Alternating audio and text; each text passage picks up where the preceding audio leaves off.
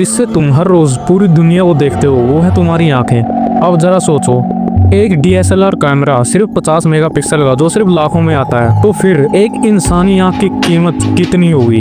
एक professional camera एक second में 30 से 60 फ्रेम कैप्चर करता है, लेकिन तुम्हारी आंखें हर सेकंड में 500 से ज्यादा अलग अलग फ्रेम को प्रोसेस करती हैं और हर एक इमेज में करोड़ों रंग।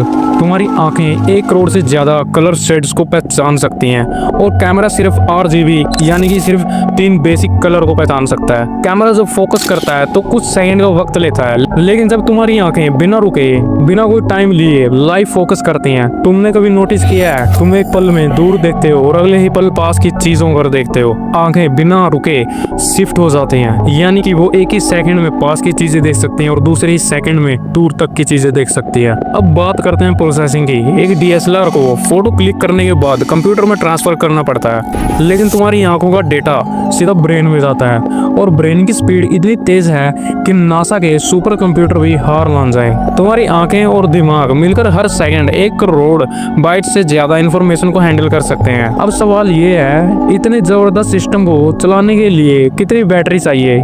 0। तुम्हारी आंखें बिना चार्ज हुए, बिना मेमोरी कार्ड के, बिना रिस्टार्ट के 40-50 साल तक बिना रुके चलती हैं और कोई भी कैमरा ऐसा नहीं कर सकता। और एक बात जो तुमने शायद कभी महसूस नहीं की, जब भी तुम एक जगह से दूसरी तरफ देखते हो उस मोमेंट के बीच तुम्हारी आंखें ब्लैकआउट कर जाती हैं, यानी कि पलक झपका लेती हैं ताकि तुम्हें झटका ना लगे। इसी चीज को कहते हैं सैडिक मास्किंग। तुम्हें अपनी ही आंखों की कटिंग एडिटिंग का पता नहीं चलता। और अब सवाल ये है कि दोनों में से कौन सबसे ज्यादा बेहतर है? कि कैमरा बनाने वालों ने ये टेक्नोलॉजी इंसान से ही सीखी है।